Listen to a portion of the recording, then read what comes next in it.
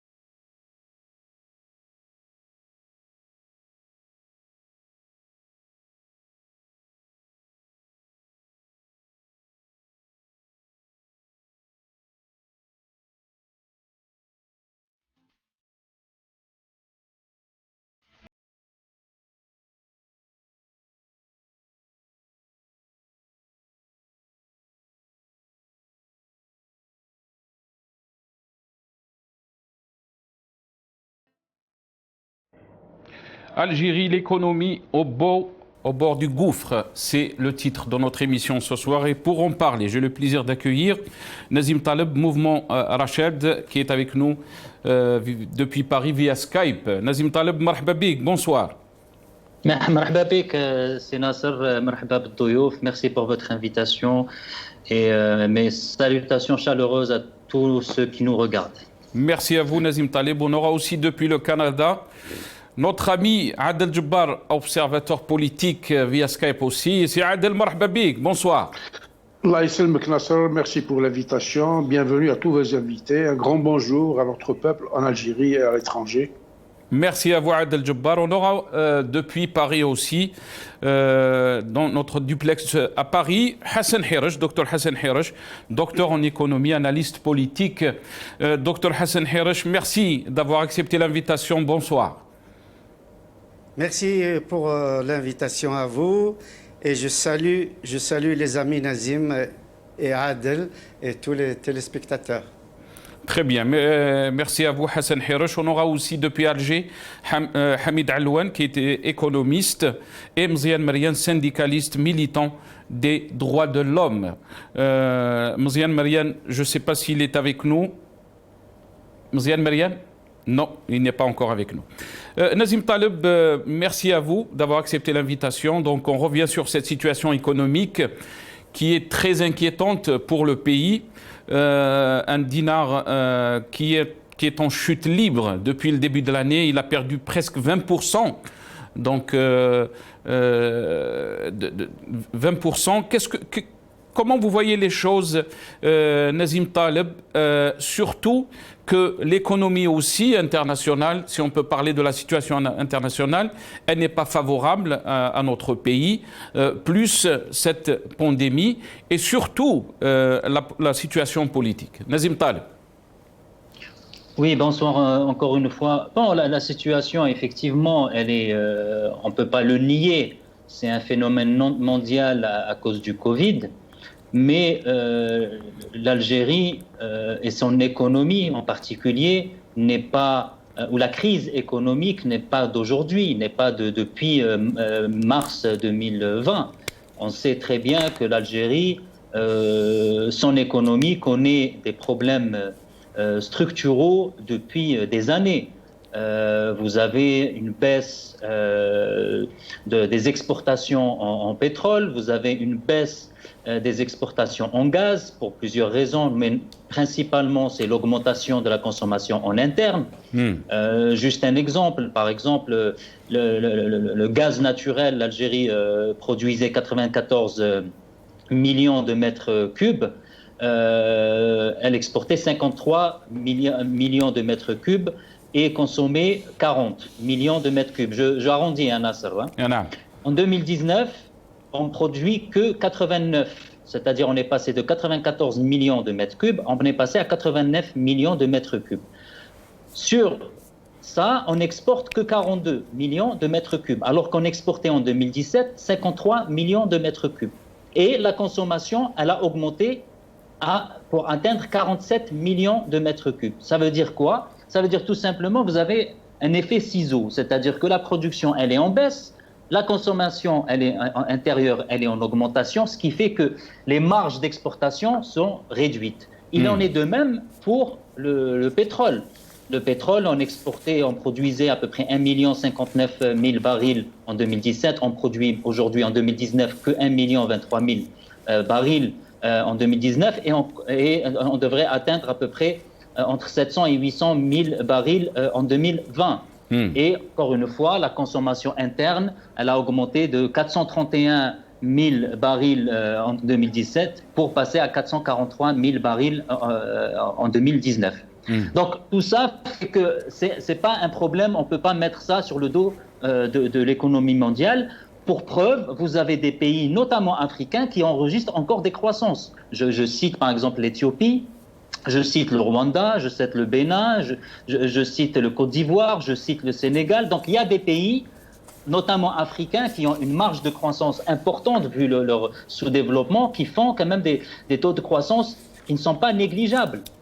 Dans le pays industrialisé, il n'y a que la Chine qui arrive à faire un taux de croissance positif. Mais mis à part la Chine, vous avez principalement les pays qui font des taux de croissance positifs, ça reste en Afrique. Or l'Algérie, on va enregistrer à peu près 6% de récession sur son PIB. Donc, vous avez bien des pays qui tirent leur épingle du jeu malgré la situation catastrophique que le monde est en train de vivre. Donc, pour ne pas trop rentrer dans les chiffres, les problèmes économiques sont principalement dus, encore une fois, à des problèmes politiques. On sait très bien que la politique algérienne, c'est-à-dire une concentration et trop compter sur le pétrole et le gaz, on voit ses limites et ça va être encore plus dangereux sans rentrer un peu dans le détail, mais vous avez un pipeline qui vient d'être mis en service, le pipeline adriatique qui va relier l'Azerbaïdjan à l'Europe, qui va fournir 20 millions de mètres cubes. Vous avez les deux pipes, le Stream 1 et le Stream 2 de la Russie. Donc, même le gaz algérien aujourd'hui est en danger. Donc, faute d'avoir diversifié l'économie, on est effectivement devant un budget, comme vous avez mentionné, 2021, qui est largement déficitaire, d'à peu près 30 milliards de dollars si on inclut le budget d'équipement. Et en termes de trésorerie, il faudra aussi dépenser entre 5 et 6 milliards pour combler la caisse des retraites. Ça fait déjà 36 milliards de déficit, et sans parler bien sûr du déficit budgétaire la balance des paiements qui va être à peu près aux alentours de 2021, autour de 25 milliards. Ça veut dire que 2021, c'est plus tard, le troisième trimestre 2021, vous avez plus de réserves. L'Algérie ne possédera plus de réserves de change pour, encore une fois, acheter la paix sociale. Et là, malheureusement, très bien. Et c'est juste pour rappeler, Nazim Taleb, que ces réserves de change, en 2013, étaient presque de 200 milliards de dollars. Alors que maintenant, je pense qu'ils sont passés à 44 milliards de dollars.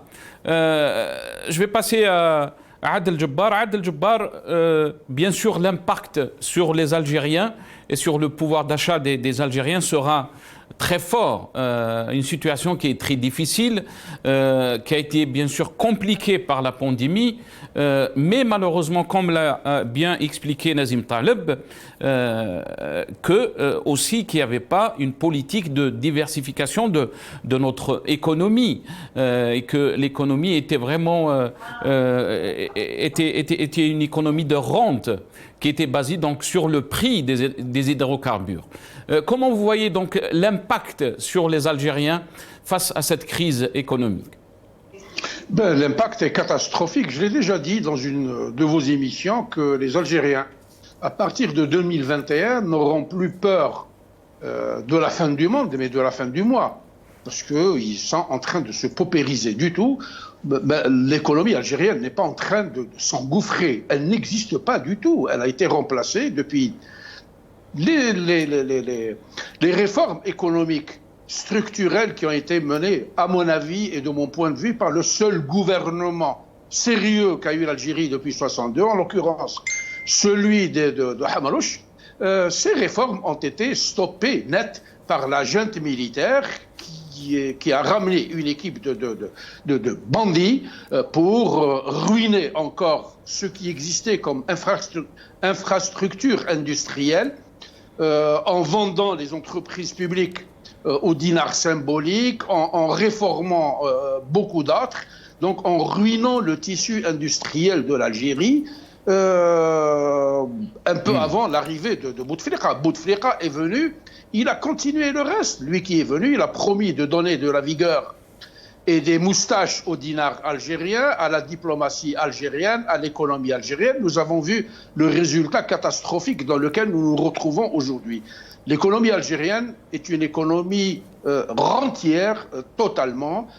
C'est une économie basée sur une monoproduction, donc une mono-exportation, en dehors des hydrocarbures, donc pétrole et gaz, dont les gisements sont en train de s'assécher de façon tout à fait naturelle, mais aussi à cause de l'incompétence de Sonatrach. Moi, je me rappelle, je suis un ancien des pétroles, et en 80 déjà, de grands pontes de Sonatrach, parmi eux, Zouéouch Nazim, qui était patron du réservoir et de la production, disait que nous sommes en train d'atteindre le pic de production. Donc, il fallait renouveler encore les puits, il fallait faire des réinjections, faire des investissements massifs pour maintenir en vie Hassermel. Moi, je suis un ancien de Hassermel. Hassermel, à l'époque déjà, il souffrait de collapse, et puis il n'y a pas eu de prise en charge en termes de maintenance. Aujourd'hui, s'étonner, ce serait du crétinisme parfait. Ça me renvoie à ce que disait Einstein, qui disait que ceux qui sont surpris d'échouer une 10e fois après de ne pas avoir réussi la 10e fois après avoir utilisé les mêmes méthodes pendant 9 mois, relèvent du crétinisme le plus absolu. Aujourd'hui, on est en train de continuer les mêmes pratiques qui ont conduit à la désintégration de cette économie-là. Et puis, c'est les mêmes paradigmes, c'est les mêmes méthodes, c'est la même culture entière qui prévaut encore chez les gouvernants, chez les ministres, chez l'armée, chez tous ceux qui dirigent illégalement, illégitimement ce pays. Parce qu'il n'y a pas eu d'écoute. On voit que l'armée aujourd'hui continue à pomper 10 milliards de dollars sur une recette prévisionnelle 2019 de 2020 de 23 ou 24 milliards. Donc il y a un déficit abyssal. Et puis, je ne sais pas comment ils vont faire. Il resterait, selon les gens qui sont au fait de la gestion des réserves, aux environs de 34 milliards de dollars. Ça m'étonnerait fort beaucoup qu'il y en ait 44, parce que vous savez, la gestion de tout est opaque, c'est l'opacité qui prévaut dans ce régime-là. Moi, ce régime-là, pour faire très court, je le compare du point de vue de l'opacité à ce que nous voyons dans les bains morts. On ne voit que des ombres et des silhouettes en train de bouger. Donc il n'y a pas de transparence avec ces gens-là. Et puis voilà. Très bien, restez avec nous, Adel Jabbar. Hassan Hirish, merci encore une fois d'être avec nous. Hassan Hirish, le ministre des Finances algérien, qui s'exprime sur la dépréciation du dinar.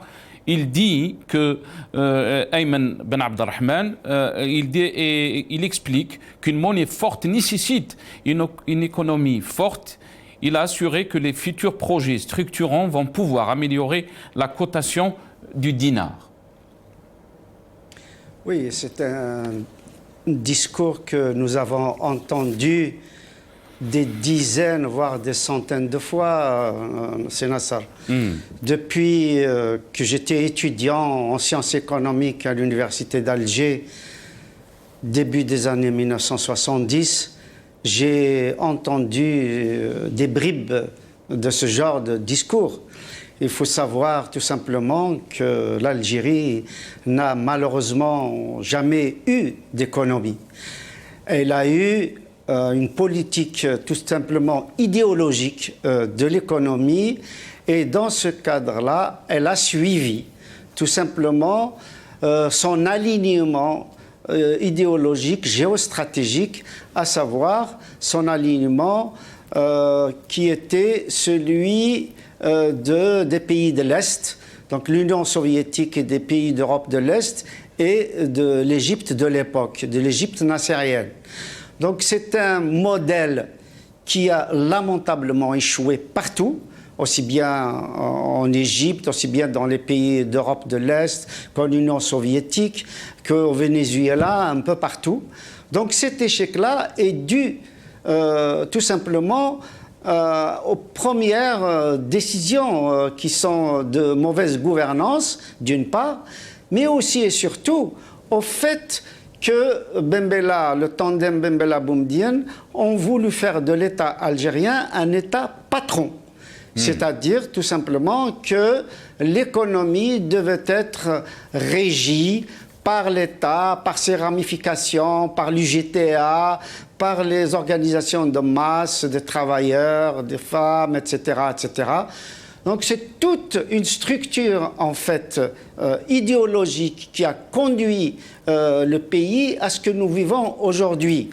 Toute la politique des industries industrialisantes qui était préconisée par l'économiste communiste qui était de la Gosplan, Gérard d'Estaing de Bernis, eh ben, on est en train de payer en fait la facture aujourd'hui. L'agriculture algérienne qui était autosuffisante, qui nourrissait les Algériens jusqu'au début des années 1970, a été complètement sacrifiée, alors que c'était à cette époque-là qu'on commençait à être lancées des alertes pour l'arme alimentaire. Et il y avait des mises en garde pour les pays du tiers-monde, à savoir qu'il fallait surtout éviter la dépendance alimentaire vis-à-vis des puissances impérialistes, comme on les appelait à l'époque, en tout cas vis-à-vis des grandes puissances. Et c'est ce qu'elle a fait, l'Algérie Hassan. est totalement tombée dans le panneau. Elle n'a jamais voulu développer son agriculture ni son industrie. Oui. Et c'est ce qu'elle a fait, Hassan Hirj. Je m'excuse, je vous ai coupé la parole. C'est ce qu'elle a fait la Russie en 2015 quand on a essayé donc d'asphyxier la Russie. Sachant que la Russie exporte beaucoup aussi des hydrocarbures, pétrole et gaz, mais la Russie s'est préparée donc à ces éventuelles situations. Elle a développé l'agriculture, donc et elle exportait le blé presque aux environs de 10 milliards de dollars. Vous savez, la chance de la Russie, ce sont les mesures de rétorsion qui ont été prises par l'Europe et les États-Unis. Parce que jusque-là, la Russie n'était pas du tout autosuffisante. La Russie était importatrice. C'est parce que précisément, il y a eu des sanctions européennes et américaines extrêmement sévères contre l'économie russe que seulement la direction de ce pays a commencé à développer l'agriculture, à développer des outils de production, à développer aussi des outils des outils industriels pour s'en sortir, etc. Donc c'est parce que la Russie a vu qu'elle était menacée qu'elle a commencé à se développer. Avant ça, on disait: quelle est la différence entre $1 et un rouble? Ce sont les Russes qui disaient ça. La différence entre $1 et un rouble, c'est $1. Ça veut dire tout simplement que le rouble valait 0. Et c'est ce qui se passe aujourd'hui en Algérie. Et la politique monétaire, il n'y en a pas. On a utilisé vraiment tout azimut, la planche à billets, on a utilisé tous les moyens de l'État, mais c'est toujours dans le cadre d'un État absolument centralisé, où il n'y a pas une indépendance de la Banque centrale. L'économie monétaire ne dépend pas du niveau de production du pays, ce qui évidemment non seulement affaiblit le dinar, mais en tout cas est coté de façon idéologique depuis la prise de pouvoir du colonel Boukhrouba Boumedienne. Le dinar aujourd'hui devrait valoir grosso modo 1 euro pour 250 dinars à peu près. Donc, depuis le début de l'année, de 150, 160 officiellement, est très largement au-dessus de ce qu'il devrait être, parce que c'est un échange artificiel, c'est une cotation artificielle. Très bien. Juste pour rappeler, Hassan Hirj, que le dinar donc a perdu 20% de sa valeur depuis le début de l'année. Oui, absolument. Nazim Taleb, comment expliquer que la Banque centrale n'a pas communiqué depuis juin 2019? Aucune donnée n'est connue sur la situation monétaire en Algérie. Parce que déjà, il y a un gros flou sur Avant, effectivement, la Banque d'Algérie faisait des notes de conjoncture, mais les réserves de change, par exemple, on sait pas exactement, c'est pas détaillé, on ne sait pas exactement le niveau des réserves de change. Aujourd'hui, il parle de 44 milliards. Moi, je me suis permis de faire un exercice à l'époque, il y a à peu près quelques mois, c'était en début de 2021. C'est-à-dire que si on inclut la balance des paiements à partir de 2019, où les réserves de change étaient de 60 milliards, hein, maintenant je prends que la balance des paiements.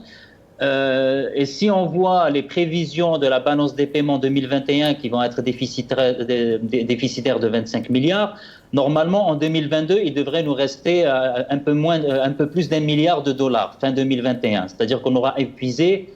Après, encore une fois, ça c'est indépendant des politiques monétaires comme par exemple la planche à billets. On sait très bien que, par exemple, tout ce qui est fonctionnaire, les salaires, le déficit, par exemple, de la caisse de retraite, ils vont imprimer de l'argent. Donc, forcément, ça peut influer sur cette balance-là. Mais ils ne peuvent pas imprimer pour acheter des équipements à l'extérieur. Ils ne peuvent pas acheter avec du dinar ce que les biens en dollars ou en euros. Donc, à un moment donné, effectivement, il y a une opacité. Ce qui laisse présager que s'ils auront à publier ces chiffres, eh ben, ça sera encore une fois catastrophique. Catastrophique parce qu'effectivement, en 2019, il y avait un déficit budgétaire, 2020 aussi, 2021, pardon, ça va être un record. Donc, s'il n'y a pas publication de chiffres, ça veut dire que la situation est totalement catastrophique. Et elle sera d'autant plus catastrophique, c'est que l'Algérie, comme elle ne pourra plus soutenir le dinar et elle ne pourra pas surtout émettre de l'argent indéfiniment, parce que ce qui s'est passé avant, c'était que la Banque d'Algérie émettait des obligations que les banques achetaient, c'est-à-dire acheter pour injecter de la liquidité dans l'économie. Ça veut dire qu'aujourd'hui, que l'État algérien, quand les gens disent qu'il n'est pas endetté, c'est faux. L'Algérie est aujourd'hui endettée à hauteur à peu près de 48% de son PIB, de son produit intérieur brut, et principalement c'est à cause justement de ces bons du Trésor qui ont été émis pour injecter des liquidités dans l'économie algérienne. Donc, à mon avis... Qu'est-ce qui représente donc le pourcentage, Nazim Taleb? On parle de presque 70 milliards de dollars, cette dette interne. Elle représente à peu près 48% du PIB. Le PIB aujourd'hui, le prévisionnel sur 2021, il va se situer autour de 150. Vous multipliez le PIB, c'est le produit intérieur brut. Le produit intérieur brut. Très bien. Pour résumer, c'est la somme des valeurs ajoutées produites par pour les acteurs marchands. Le secteur marchand et non marchand, bon, il y a un autre calcul. Néanmoins, c'est à peu près 48%. Donc 48% de 150 milliards, ça vous fait à peu près 75 milliards de dettes du Trésor vis-à-vis des établissements financiers. Donc effectivement, le dinar va se déprécier d'une manière drastique en 2021. Certains parlent de 300, d'autres de 400. Après, moi, je ne peux pas le dire, mais en tout cas, il sera sûrement au-dessus de la barre de 230 en 2021. Après, je peux me tromper, mais en tout cas, il y aura une dépréciation massive du dinar, et ça sera pour préparer le dossier pour l'obtention des prêts auprès des organismes qui vont prêter de l'argent à l'Algérie, tels que le FMI, la Banque mondiale, parce que la Banque mondiale et le FMI, la première des choses qu'ils vont dire, il faudra déprécier le dinar pour refléter sa vraie valeur. Or, la vraie valeur de l'Algérie, du dinar aujourd'hui, compte tenu de la situation dramatique dans laquelle l'économie algérienne se trouve, c'est sûr que 160, il ne reflète pas encore la réalité exacte de la valeur du dinar qui doit se situer autour plutôt dans la fourchette de 300 à 400. Donc vous pensez que le dinar va continuer à dégringoler? Ah oui, c'est mécanique. On n'a pas d'autre choix. C'est pas possible parce que là, avant, ils avaient cette marge de manœuvre, d'ailleurs, que tout le monde a dit qu'il ne fallait pas l'actionner, à savoir imprimer l'argent. Ce qui pouvait, je dirais, dans certaines mesures, conserver les réserves de change et donc avoir une garantie pour l'émission des bons du Trésor. Mais aujourd'hui, ils ne l'auront plus. En 2021, ils n'auront plus ce matelas financier dont ils disposaient jusqu'en 2019 pour soutenir le dinar. Alors c'est vrai que le dinar est soutenu, c'est une décision politique, mais à un moment donné, la réalité, comme vous le savez, Nasser, nous rattrape toujours. On peut pas se cacher derrière le Belgharbel. À un moment donné, la réalité va nous exploser à la figure, et c'est ce qui va se passer en 2021. Et pour moi, effectivement, les choses vont se précipiter à plusieurs niveaux en 2021, et voire pire à partir de 2022, où il y aura malheureusement un déficit criant du trésor public dans le paiement des retraites, dans le paiement des fonctionnaires, dans le paiement au fait d'assurer un minimum pour les citoyens. Et donc effectivement 2021-2022 va être des années catastrophiques pour l'Algérie. Malheureusement, encore une fois, comme on l'a dit, les décisions politiques, ceux qui sont au pouvoir n'ont pas eu le courage de prendre les décisions politiques nécessaires juste après le 22 février pour effectivement libérer tout ça, libérer les énergies, libérer l'économie. Et malheureusement, on le voit avec ce qui se passe, le retour de Nzar, d'après certaines informations, il revient au pays. Tsoufir, il a été mis en liberté. Donc on voit qu'ils sont toujours dans cette fuite en avant. Et malheureusement, c'est l'Algérien qui va payer l'addition. Très bien, restez avec nous. Restez avec nous, Nazim Taleb. Nazim Taleb, vous êtes économiste, mais aussi expert comptable. Adel Djebbar, je vais revenir à vous. C'est la fuite en avant, dit Nazim Taleb. Quand on voit les chômeurs, il y a un chômeur sur deux sont des diplômés, Adel Djebbar. Le poids de l'administration, la corruption, le lobby des importateurs, 90% des micro-entreprises sont des entreprises familiales. On voit très bien qu'il n'y a pas les structures qui font d'une économie une vraie économie. On ne peut pas parler d'économie quand il s'agit de l'Algérie. Personne n'a jamais parlé d'économie, sauf les rentiers du système. Nous avons toujours dit que le peu d'économie ou le peu d'industrie ou le peu de production qu'il y avait en cette époque et qui a été rasé par Ouya, Zrouane et toute la gang qui est venue après 92, je pense, 91 quand Hamrouch était parti, ont transformé le peu d'économie qu'il y avait. Et M. Hassan Hirsch a fait un superbe rappel sur l'économie du Comecon ou des pays de l'Est, qui étaient eux aussi basés sur l'à peu près. Et puis ça a fini par cracher, parce qu'il n'y a pas de production, il n'y a pas de productivité du tout. Et donc, qu'est-ce qui s'était passé? On a transformé ce peu d'économie en véritable économie de bazar.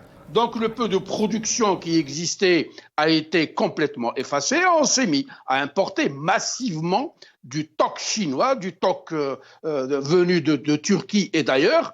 Et puis, moi, je ne me surprends pas pour dire que l'économie n'existe pas du tout. Vous savez une chose, l'économie, c'est un art, c'est une science, comme pratiquement des sciences exactes. Tout se calcule, tout se projette, tout se mesure. Or, avec ces gens-là, il n'y a pas de mesure. Dans les années 90, une loi a été votée et promulguée consacrant l'autonomie de la Banque centrale, c'est-à-dire pour une gestion monétaire complètement autonome. Quand le gouvernement Hamrouch avait sauté, la junte a pris les rênes et on a tout de suite violé cette loi-là pour retourner à la gestion administrative et bureaucratique de l'économie nationale. Vous vous rappelez tous, et tous les Algériens se rappellent, que Ouya, qui a ruiné l'économie, se gargarisait et éprouvait une certaine fierté pour nous dire: vous devez remercier Bouteflika qui a trouvé le moyen judicieux et intelligent de recourir au financement non conventionnel. Pour les non-initiés de la chose économique, ils ont dû penser que c'était un coup de génie, alors qu'ils étaient en train de créer un déficit abyssal et un endettement extraordinaire pour les ménages algériens. Le déficit budgétaire lui-même n'est rien. Au Canada, on a réduit le déficit à zéro il y a peut-être une quinzaine d'années. Aujourd'hui, avec cette crise-là, on est en train de frôler 1000 milliards de dollars. Mais l'économie est résiliente. C'est un produit qui a une véritable économie, pas une économie de rente. Les hydrocarbures, c'est un grand producteur, le Canada. L'Alberta est une province qui produit beaucoup de pétrole bitumeux. Mais l'économie est là. Même si les prix se sont effondrés, ça n'a pas, outre mesure, affecté le Canada, qui a injecté à peu près 500 milliards de dollars depuis le mois de mars. On ne ressent pas les affres de la récession ici. Même si l'économie n'est pas en croissance, elle va peut-être frôler les 0% ou 0,1%. Et donc, on ne ressent pas ces histoires-là. Pour revenir au dinar, le dinar est la monnaie, comme dans tous les pays du monde. Elle est reflétée par une confiance des investisseurs, tant et aussi longtemps que la confiance n'existe pas. Il ne peut pas y avoir de monnaie forte. Vous savez aujourd'hui que le dinar, la pièce de 1 dinar, qui est produite à partir d'une matière première qu'on appelle le cupronickel. Cette matière première-là coûte 27 $ le kilo, soit 2 cents le coût de la matière première, sans compter les coûts de production. Or, le zéro est coté aujourd'hui à 0,007 $ US la pièce, soit 26% moins cher que le coût de la matière première et les coûts de production. Et donc, nous sommes en train de nous enfoncer encore. Et il ne faut pas s'étonner, moi je suis de ceux qui ne s'étonnent pas du tout. Pourquoi? Pour la simple raison que c'est toujours le même paradigme qui prévaut. Ce sont les mêmes fossoyeurs du pays et de l'économie algérienne qui sont en commande. Rien n'a changé. Vous voulez que ça change en Algérie? C'est très facile. Balayons ces gens-là, ramenant une équipe de jeunes Algériens, pas plus de 40 ans, avec des compétences et des connaissances et du savoir et de la science, pas Chawada. À ce moment-là, vous allez voir que ce pays-là qui a un énorme potentiel va décoller pendant 10 ans. Restez avec nous, Adel. Vous avez parlé des compétences. Juste pour rappeler, Hassan Hiresh, que si on voit donc les pourcentages de chômeurs en Algérie, et on peut compter qu'il y a un chômeur sur 2 sont des diplômés. Donc on ne peut pas dire qu'il n'y a pas qu'on n'est pas en train de former les Algériens. Mais malheureusement, ces Algériens, ils se trouvent donc à la fin de leur cursus, de leurs études, chômeurs. Comment expliquer ça, Hassan Hiresh, alors que c'est un potentiel très important pour notre économie? Oui, c'est Nassar. Quand on parle de milliards, de budget, de ceci, de cela, ça donne le vertige aux Algériens, aux téléspectateurs. Il faut tout simplement leur dire que le système économique, que le système financier, c'est comme le système de la Isaba, c'est comme le système politique. Tout est systémique dans notre pays.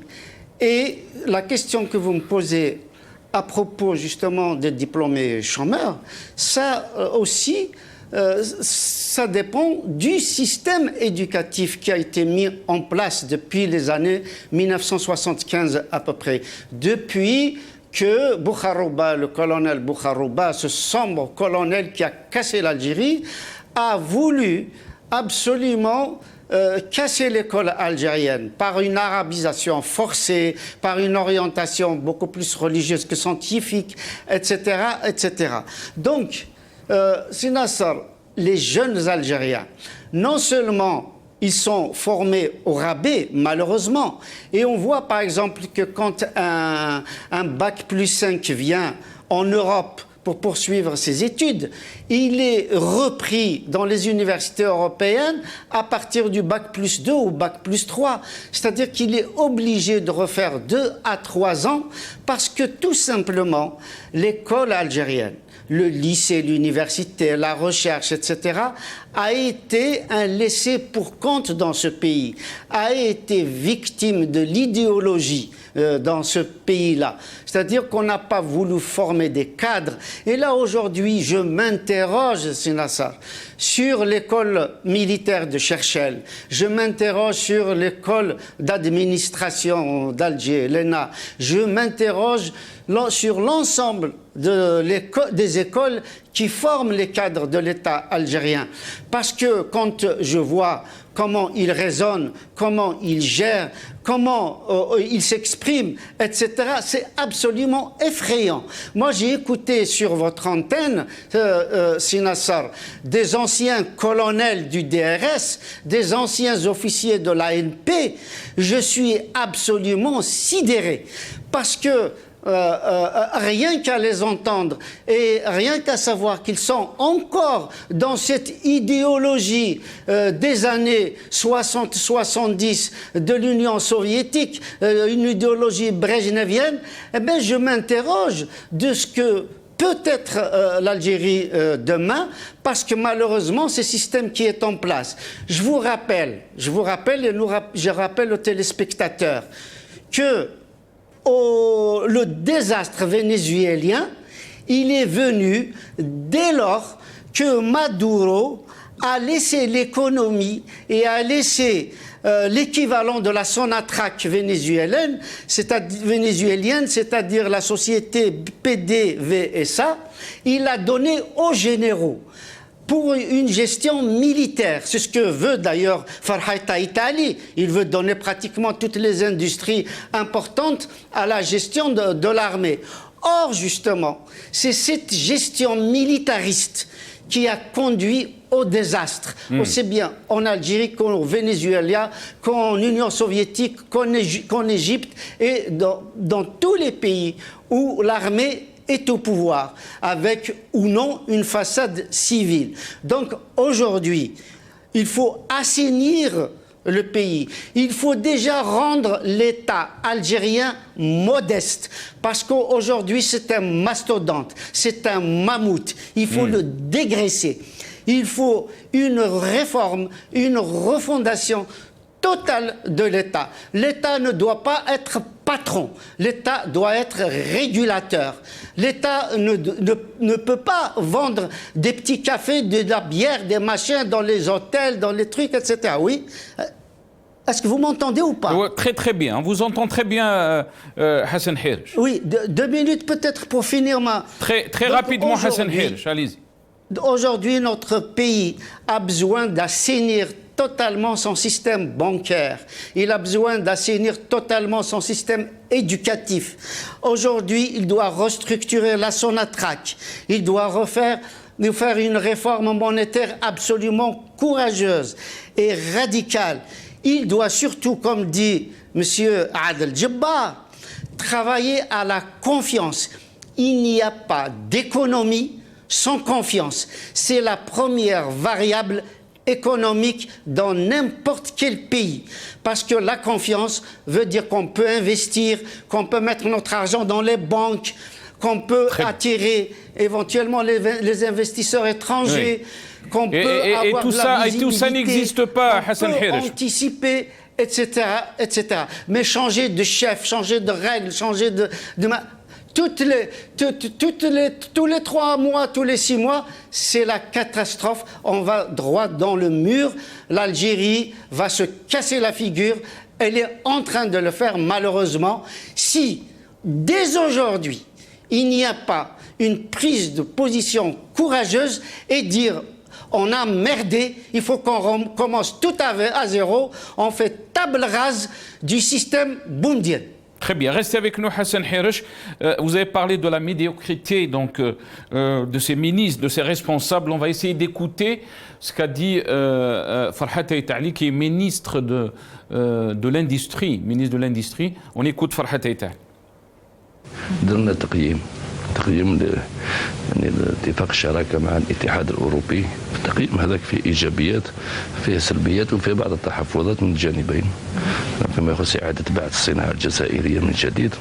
الحكومه الجزائريه اخذت اجراءات، بعض الاجراءات يعني استحسنتها بعض الاطراف والشركاء نتاعنا في الخارج، وبعض الاجراءات عليها تحفظات.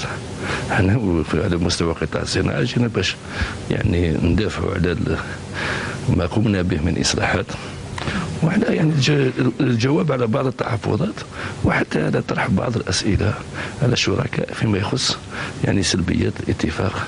كانت بداية مشاورات في 29 سبتمبر، وكانت مشاورات تقنية اليوم صباح. واللقاء هذا نتاع المساء سوف يكون يعني فرصة للتحاور والجلوس على الطاولة للوصول إلى توازن في هذه المعطيات. Nazim Taleb, donc, il nous parle de ce partenariat avec l'Union européenne. Sina'a, on ne sait pas de quel Sina'a.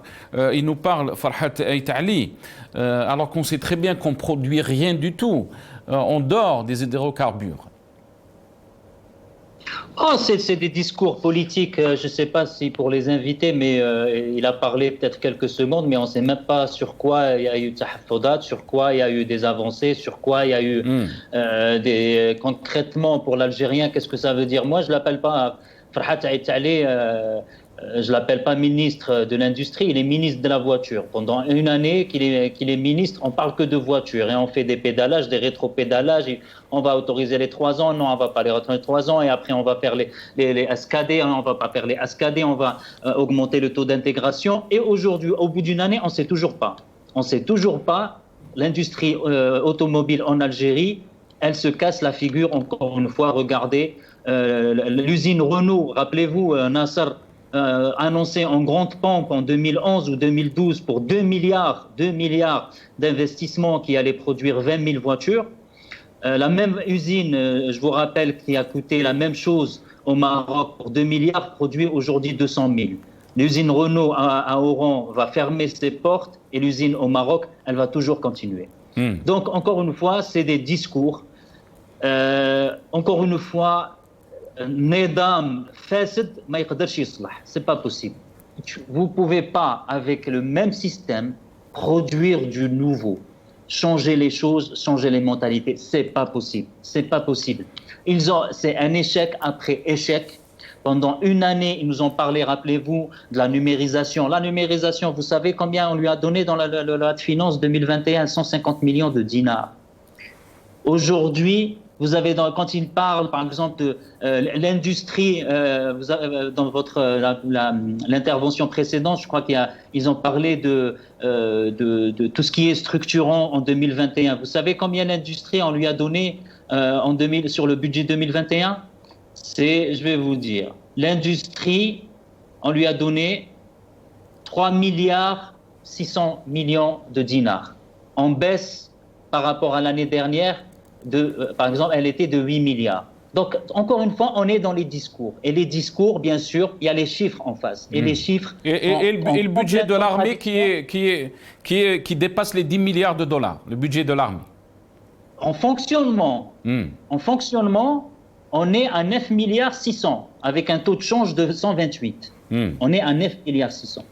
La police, le Qazoul, c'est 4 milliards 300. Vous savez, le budget de l'armée, plus le budget de fonctionnement, je répète, de fonctionnement, c'est-à-dire pour payer les salaires, etc., etc., on est à 34% du budget global de l'État. C'est-à-dire que l'armée, plus la police, c'est plus que le budget total de l'éducation, l'enseignement supérieur, la formation continue et la santé.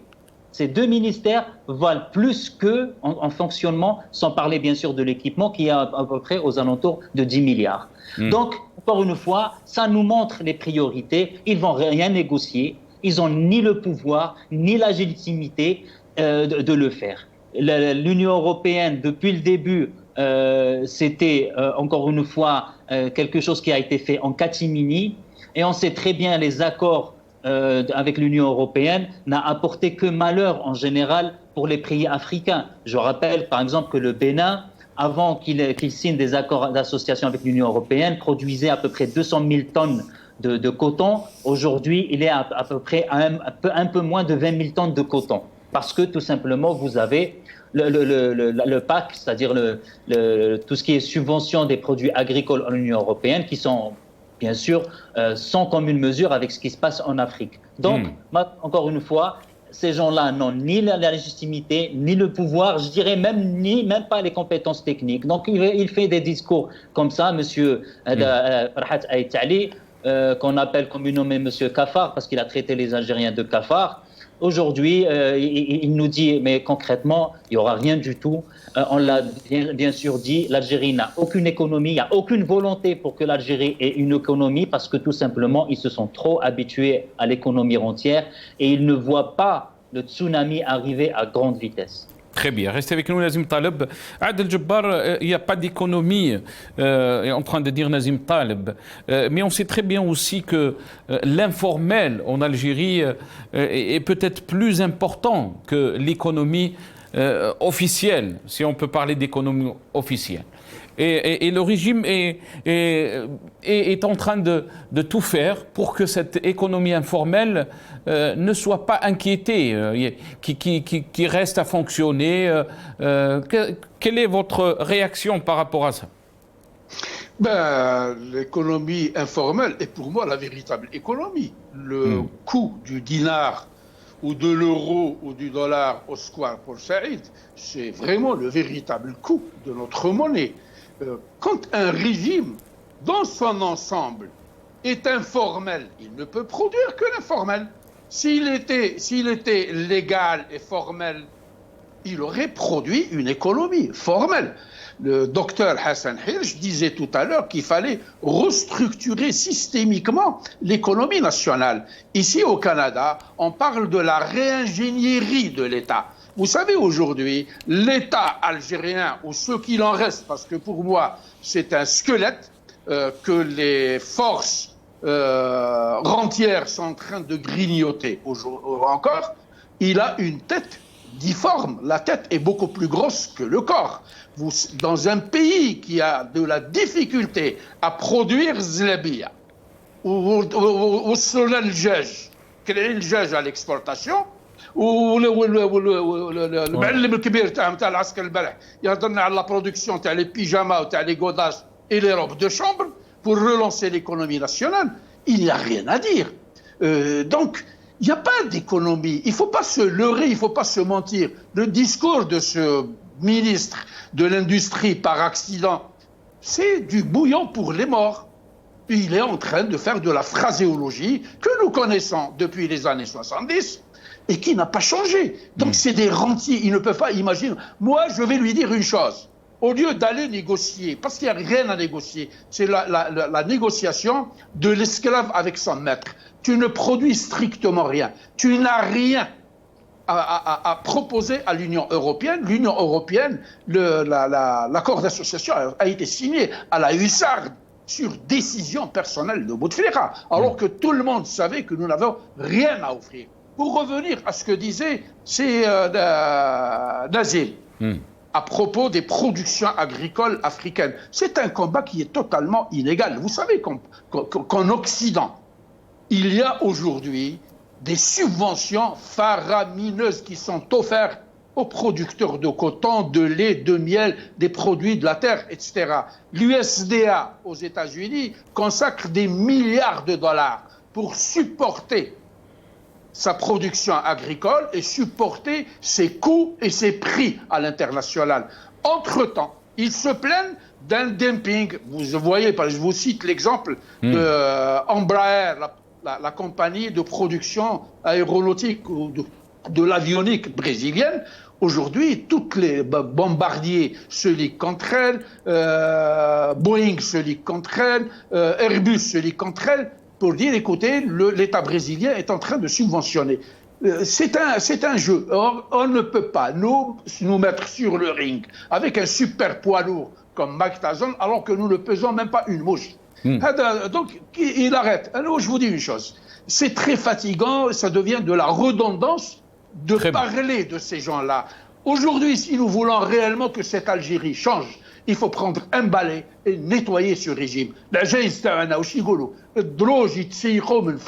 La gravité fera le reste. Il suffit d'un bidon de 25 litres d'eau avec un peu de savon et puis vous laissez la gravité nettoyer tous les escaliers. Si nous commençons à nettoyer par le bas, nous n'arriverons jamais en haut. Ça va être les 12 travaux d'Astérix. Nous allons mourir entre les étages. Restez avec nous, Adel Jabbar. Hassan Hiresh, la fragilité des structures sont minées bien sûr par la corruption, les structures, si on peut les appeler économiques. La bureaucratie fait alliance avec la corruption. Le chômage se dilue précisément dans l'informel. Et il y a des chiffres qui disent que l'informel représente presque 60 milliards de dollars. Et je pense que c'est un chiffre qui a été donné par le gouvernement, 40% du PIB chiffre officiel, et cela veut dire que 40% de la richesse échappe à l'État. Quelle est votre donc, lecture par rapport à tout cela, Hassan Hiresh? Vous savez, c'est Nassar, en Algérie, il y a une fraude statistique comme il y a une fraude électorale. Or, on ne peut pas gérer un pays si on n'a pas de statistiques. La gestion, c'est le chiffre. Et le chiffre vrai, objectif, réel, objectif dans le sens où le calcul doit être indépendant lui aussi. Indépendant de l'idéologie, indépendant de ce pouvoir-là. Il faut un institut statistique qui soit indépendant comme la Banque centrale doit être indépendante. On ne peut rien gérer si on ne peut pas l'évaluer. On ne sait pas ce qui s'était passé l'année d'avant, on ne peut pas savoir ce qui peut se passer l'année prochaine. Ça, c'est le minimum en gestion, en économie. Donc, l'économie algérienne, on est tous d'accord, là, tous mes interlocuteurs là, que j'ai entendus disent la même chose que moi, c'est-à-dire qu'il n'y a pas d'économie en Algérie. Il y a une idéologie, on bricole à la petite semaine tel projet parce qu'il y a un wali qui a été promu ou il y a un ministre qui a été promu dans telle ou telle région et donc on lui apporte un soutien, non pas populaire parce qu'il est impopulaire lui-même, mais on lui apporte un soutien par le haut en lui disant tiens, puisque tu es un nouveau wali dans ta région, on va te donner un projet. Puisque tu es un nouveau ministre machin qui vient nous applaudir, on va te donner un projet dans ta région, etc. Malheureusement, l'économie algérienne est partie de cette manière-là, depuis Abdeslam, depuis Boumediene, etc. C'est-à-dire qu'il n'y a aucune rationalité économique dans ce pays-là. C'est-à-dire on ne travaille pas pour sortir le pays de l'impasse, on travaille pour sortir les dirigeants de l'impasse, pour sortir la nomenclatura de l'impasse politique où elle s'est mise, parce qu'elle est vomie par le peuple algérien. Le problème de l'Algérie, ça n'a rien à voir avec les milliards, avec les machins, etc. Ça a à voir, tout simplement, ça a été dit par Adel Jabbar et par notre ami Nazim, le problème de l'Algérie, c'est un problème de confiance entre les dirigeants et le peuple algérien.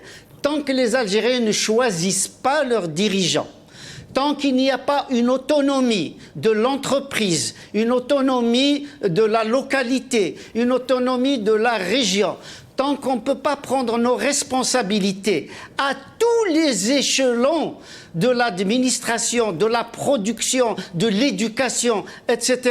Tant que tout vient d'en haut et rien ne vient d'en bas, tant que ce qui vient d'en bas, à savoir le hirak, on se contente de le briser, de le frapper, de l'humilier, de le casser, de l'emprisonner, de le juger, ça ne peut pas marcher. L'économie va avec l'ensemble des directives, l'ensemble de la politique, l'ensemble de la culture. Demandez à un jeune Algérien aujourd'hui qui a 20 ans, dites-lui qu'est-ce que ça veut dire une entreprise. Il ne saura pas répondre. Dites-lui ce que c'est qu'une caserne ou une mosquée, là il saura répondre. On a géré ce pays uniquement comme des casernes ou comme des mosquées.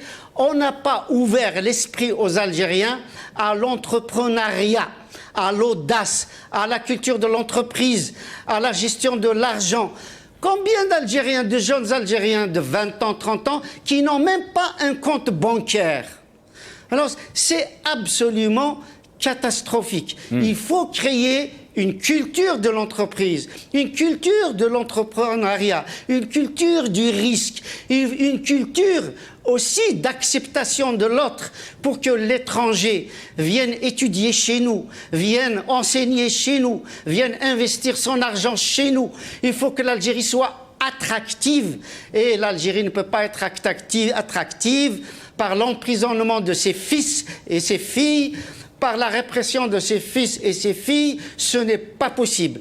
Donc c'est un changement radical de vision politique qu'il faut opérer. Et malheureusement, ce n'est pas le système Tebboune, qui est un système illégitime, ce n'est pas un système de Shengriha, qui est un système illégitime, qui vont sauver le pays, d'autant plus que la configuration mondiale, la géopolitique aujourd'hui ne nous fera pas de cadeaux. L'Algérie est aujourd'hui isolée. Elle est isolée de toutes parts, politiquement, géopolitiquement, économiquement, éducativement, etc., etc., etc. L'Algérie aujourd'hui est une île submergée par des tsunamis de toutes sortes. Et ces tsunamis-là, nous n'avons rien prévu pour leur faire barrage, pour les contenir ou au moins ralentir leur élan, leur capacité de destruction. Aujourd'hui, l'Algérie est livrée à nos ennemis, à nos adversaires, à l'intérieur comme à l'extérieur. Restez avec nous, Hassan Hirsch. Ceux qui nous dirigent, ce sont les chefs de daïra, les walis, les ministres, les juges, les procureurs, les enseignants qui sont pour le pouvoir, ceux qui applaudissent le système, ceux qui jugent les jeunes Algériens qui veulent le changement, qui veulent tout simplement Itnahaouga. Quand on dit Itnahaouga, c'est pas couper des têtes. On veut pas vous couper des têtes. On veut simplement que nous passions à une véritable république algérienne. On n'a pas besoin de république démocratique et populaire. Ça, c'est le système Brejnev. Ça, c'est le système Nasser. On veut une république algérienne, point. Très bien. Restez avec nous, Hassan Hirsch. Je reviens à vous. Très bien. Restez avec nous, Hassan Hirsch. Qui refondent complètement l'école et qui refondent complètement sa vision et qui refondent son partenariat à l'intérieur et à l'extérieur. Très bien, restez avec nous, Hassan Hirsch. Je dois donner la parole à Nazim Taleb. Je reviens, vous restez avec nous, Hassan Hirsch. Nazim Taleb, est-ce que vous pensez qu'on se dirige droit vers une dérive inflationniste et un décrochage de la monnaie? Et là, ça va nous amener bien sûr au scénario dont il a parlé Hassan Hirsch, si on peut dire de ressemblance avec le Venezuela. Bon, on est déjà dans une phase inflationniste. Après, bon, bien sûr, la loi de finances, imaginez-vous quand même le comble de l'ironie. Ils nous disent que le dinar va être dévalué de 47%, c'est-à-dire de passer de $128 à $154. Et ils nous disent que le taux d'inflation va rester aux alentours de 4%. Donc, c'est pour vous dire à quel point ils se moquent des gens. Mais l'inflation, elle est là depuis quelques années déjà, sauf que statistiquement, elle n'est pas reflétée dans les chiffres. Puisque, effectivement, on n'a pas un bureau indépendant pour faire des statistiques et donner des chiffres réels. Mais demandez à l'Algérien lambda combien il payait les pâtes pour manger des pâtes il y a une année, combien il les paye aujourd'hui. Demandez-lui combien il payait ses fruits et légumes hier et combien il les paye aujourd'hui. Demandez-lui combien il payait sa viande et son poulet hier et aujourd'hui. Combien il payait sa voiture il y a 5 ans, 6 ans et aujourd'hui combien la voiture coûte. Et vous allez voir que le taux d'inflation n'est pas du tout de 2 ou 3%. C'est un taux d'inflation sur certains produits, on est à 2 chiffres. Donc aujourd'hui, le taux d'inflation, alors peut-être qu'on n'ira pas comme le Zimbabwe où il a atteint 20 000% d'inflation, mais moi sincèrement, je n'exclus pas un taux d'inflation pharaonique parce que tout simplement, encore une fois, pour plusieurs raisons, notamment que l'État algérien ne peut plus soutenir le dinar, que les effets boomerang de l'impression du dinar, c'est-à-dire la planche à billets, va produire ses effets rapidement, et notamment après la relance de l'économie mondiale. Et là, on verra à quel point l'Algérie va se retrouver devant des réalités très dures, très dures. Et l'Algérien, effectivement, va en pâtir de cette inflation qui va être, encore une fois, pharaonique. Et je dirais la première des inflations, c'est la conséquence directe de la dévaluation du dinar. On sait très bien que l'Algérie importe à peu près 70% de ses calories. Alors vous imaginez bien que ce qu'on a acheté en début d'année 2020 va être mécaniquement augmenté de 20%. Alors imaginez que quelqu'un, par exemple, qui payait, je ne sais pas, son paquet de pâtes à 100 dinars, 20%, il va le payer 120 dinars. Mais encore une fois, ça va être que pas les pâtes, ça va être tous les produits, le lait, le blé, les produits d'équipement, tout ça va augmenter. Les médicaments, on sait très bien que les médicaments, l'Algérie produit très peu de médicaments. Donc, effectivement, là, l'inflation va tout simplement ruiner les Algériens, surtout dans cette période où on sait que l'Algérie est parmi les rares pays ayant fait le moins d'efforts pour soutenir son économie et surtout le pouvoir d'achat de millions d'Algériens. On sait très bien, et vous-même, vous êtes en Europe, la plupart des pays européens ont soutenu jusqu'à 70-80% du salaire des gens qui travaillent aussi bien au public que dans le privé. En Algérie, encore une fois, cette dichotomie. Alors, on soutient on fait le maintien de salaire pour le public, mais le privé, ils peuvent aller en enfer. Et regardez ce que ça a produit. 10 000 dinars pour les gens, ce qui est rien. Qui n'ont pas travaillé depuis des mois. Qui n'ont pas travaillé, et certains ne l'ont même pas reçu. Moi, j'ai un voisin, imaginez-vous, il se retrouve au guichet, il lui a dit « Non, mais toi, tu as une voiture. » Il a une voiture qui date de 1984, c'est une 305. Ils lui ont donné 5 000 dinars. Et il y a des gens qui ne l'ont même pas reçu. Alors pour ceux qui ont les 30 000 dinars, la plupart ne l'ont pas reçu. D'ailleurs, c'est pour ça ce qui explique la grogne des taxieurs, en tout cas des libéraux, ceux qui travaillent pour leur compte, c'est-à-dire les micro-entreprises, les entreprises individuelles, qui représentent au passage 98% du tissu, entre guillemets. Désolé Adel Jebbar, je sais que vous n'aimez pas ce terme du tissu économique algérien, c'est 98% qui est constitué de micro-entreprises, d'entreprises individuelles. Donc, encore une fois, pour résumer et ne pas laisser la parole aux autres, l'inflation va être terrible, la dévaluation du dinar va être terrible, et malheureusement, on ne sent toujours pas une volonté ou une prise de conscience parmi la hiérarchie militaire, parce qu'il ne faut pas se le cacher, c'est encore une fois les militaires qui décident qu'il faut aller de l'avant, il faut en découdre, il faut desserrer le corset, comme on dit, pour laisser les gens respirer. Et quand je dis respirer, c'est respirer à tous les niveaux, en termes de liberté individuelle et collective, en termes économiques. Il faut tout mettre à plat. Et c'est pas, je vous assure que c'est pas facile, c'est pas compliqué. Vous avez des pays qui ont fait des études comparatives. Je cite par exemple Singapour, je cite l'Irlande, je cite l'Inde.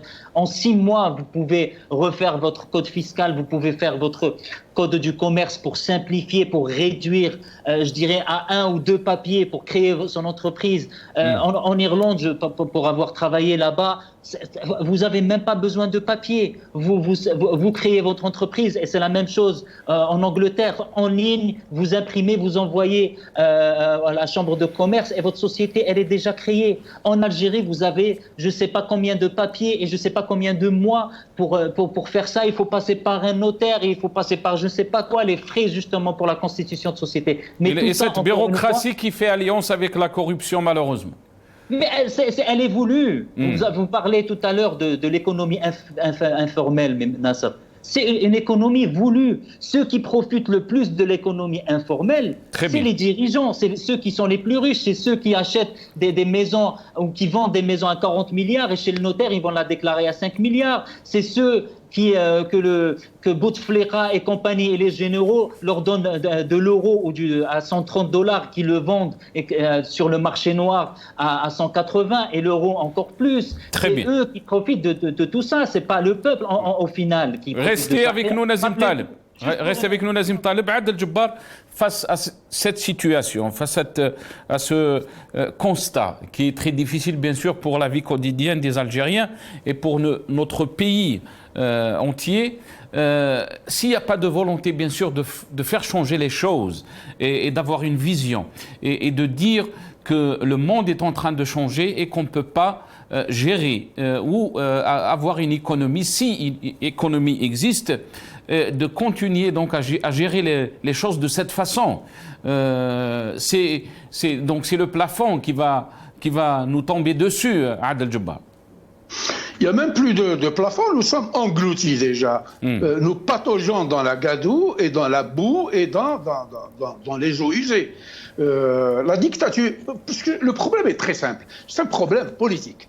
Tant et aussi longtemps que nous n'avons pas réglé définitivement le compte à ce régime dictatorial, nous n'en sortirons pas. Vous ne pouvez pas demander à ceux qui ont détruit ce pays-là de le reconstruire. Ils n'ont pas les compétences.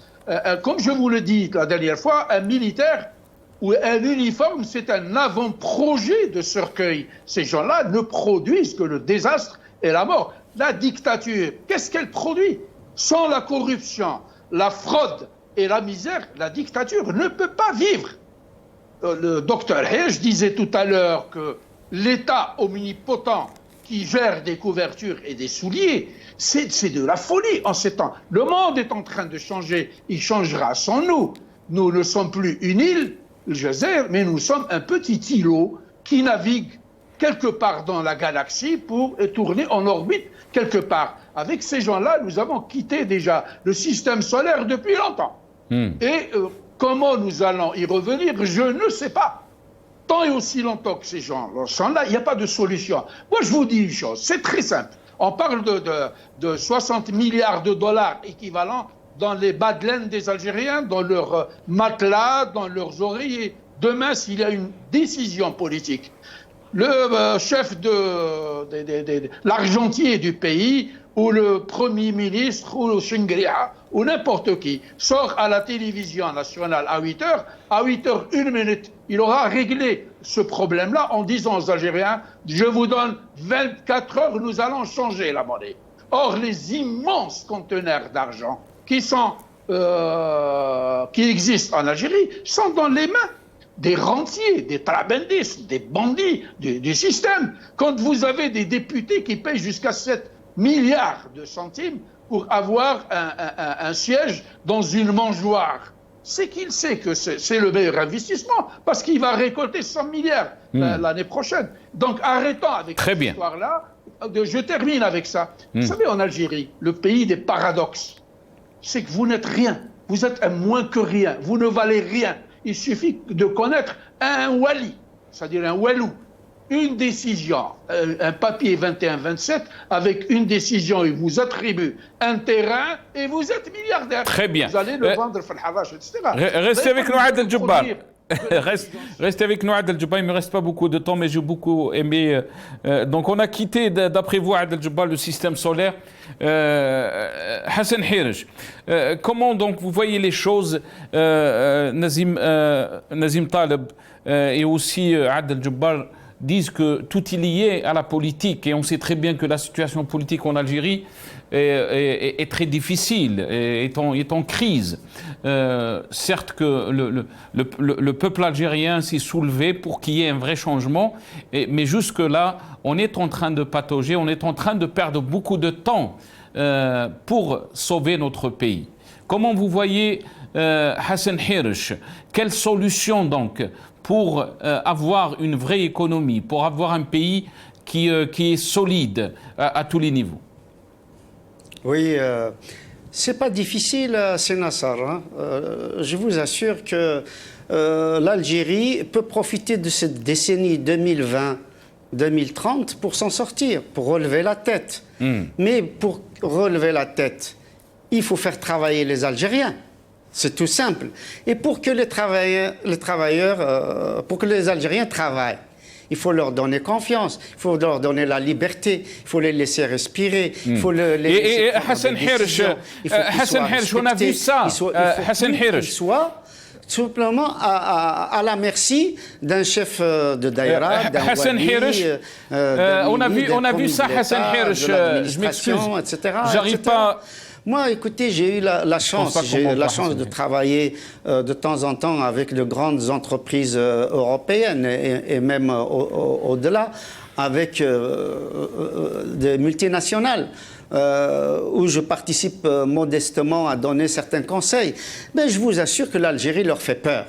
Ils voudraient bien investir. C'est un pays qui est aimé et qui est aimé des chefs d'entreprise parce qu'ils voient en les Algériens des gens dynamiques, des gens courageux, etc. Mais depuis 1962 jusqu'à maintenant, on a privilégié la culture de la paresse à la culture du travail. C'est-à-dire que les subventions sont mal ciblées, c'est-à-dire tout simplement qu'il y a trop de corruption, trop de malveillance, trop de malversation, trop de détournement, trop de... comment dire, d'opacité, trop de décisions incontrôlées, il n'y a pas d'évaluation, etc. On a complètement abandonné les Algériens. Vous savez, la réussite d'un pays, c'est l'école, depuis l'école maternelle, je dis bien maternelle, depuis 3 ans, jusqu'à la sortie de l'université, quand on devient ingénieur ou docteur d'État, etc., bac plus 5 ou bac plus 8 ou 10. Tout ce système-là doit être revu totalement. On l'a rapproché du Moyen-Orient d'un point de vue idéologique ou religieux, etc., le fatalisme. On n'apprend pas aux enfants à être autonomes, à être curieux, à rechercher, etc. Il faut européaniser le système scolaire et universitaire algérien. Il faut que le diplôme algérien soit reconnu à Paris, Berlin, Londres et Washington. Sinon, c'est de la blague. Sinon, ça n'existe pas. Il faut que des étudiants africains, moyen-orientaux, européens soient attirés par l'université algérienne. Il faut repenser complètement la formation professionnelle. Il faut repenser complètement la formation permanente. Parce que quelqu'un qui sort de l'université ou qui sort d'un collège technique, il va trouver un travail s'il le trouve. Et puis il est là, il ne s'améliore jamais, il n'y a pas de cours du soir, il n'y a pas de congé de formation de 6 mois, d'1 an. Il faudrait que tous les 5 ans, un Algérien, qu'il soit dans le privé ou dans le secteur public, qu'il soit dans l'administration ou qu'il soit dans l'industrie ou qu'il soit dans les services, il faut que tous les 5 ans, il ait droit à un congé de formation. Sinon, on ne peut pas arrimer l'Algérie au monde du 21e siècle. Très bien. On ne peut pas faire l'Algérie de 2050. On est là, encore une fois, à faire du bricolage, à penser qui va être à la place de qui va remplacer Tebboune parce qu'il est malade, Mais non, il faut sortir de ce truc-là. Il faut repenser complètement la relation citoyen et dirigeant. Et pour la repenser, il faut qu'il y ait un véritable système démocratique. Très bien, très bien. Restez avec nous, Hassan Hirish, parce qu'il ne me reste pas beaucoup de temps, désolé. Adel Djebbar, je vais passer à vous. Hassan Hirish dit que c'est très facile de s'en sortir, mais le problème, est-ce qu'il y a volonté de s'en sortir? Et on sait très bien, il faut qu'il y ait une volonté politique, il faut qu'il y ait une vision politique pour aller donc à ce développement économique. Oui, mais ça, comment dirais-je, c'est une logique infantile. Je vous cite 2 cas de pays où j'ai suivi particulièrement leur restructuration économique. 2 grands pays qui ont réussi. 1, la Pologne. 2, le Chili. le Chili était une dictature. Mais ça, vous savez que Pinochet, le général Pinochet, qui n'est pas un sous-fifre, il fait partie d'une aristocratie de Santiago, c'est-à-dire une bourgeoisie comme Prador qui est éduquée, qui sait pourquoi on met 5 fourchettes sur une table, parce que c'est des restaurants de luxe. Il sait pourquoi on lui met 5 fourchettes, 5 couteaux et 5 plats. Donc c'est quelqu'un qui a fait l'école de guerre. Quand il a pris le pouvoir pour détruire le socialisme du président Allende, il a fait appel à qui? Il a fait appel aux meilleures compétences chiliennes qui se trouvaient aux États-Unis, qu'on appelle communément les Chicago Boys. Allez voir l'économie du Chili aujourd'hui. 89, ils ont fini avec la dictature. Aujourd'hui, c'est une économie complètement prospère. Les Vénézuéliens se sauvent là-bas. Les Français, il y a 60 000 Français qui ont émigré à Santiago. Moi, j'ai un ami qui habite là-bas. Il me raconte tout le temps des...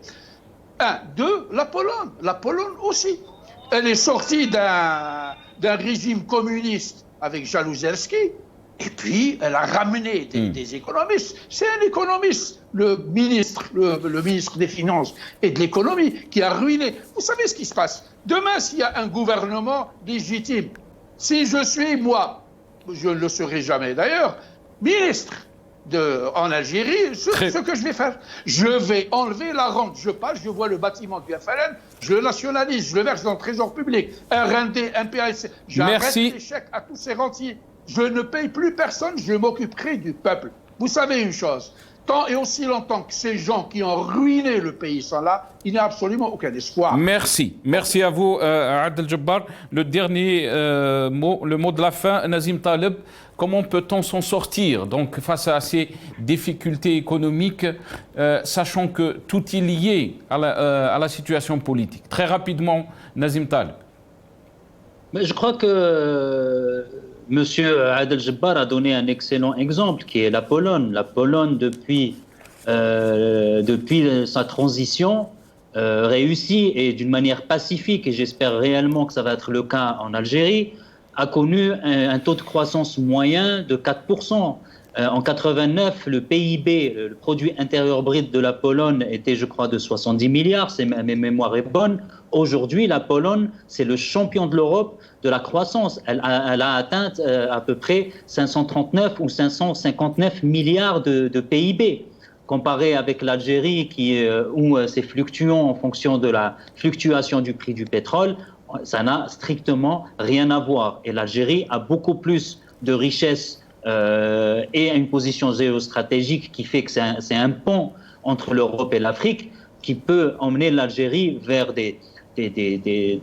vraiment des taux de croissance à 2 chiffres. Mais, encore une fois, et on est, je crois, tous d'accord autour de cette table, c'est, encore une fois, la volonté politique. Il faut un changement radical du système en Algérie. Il faut, et encore une fois, il l'a dit justement, Dr Herish, on ne veut pas couper les têtes.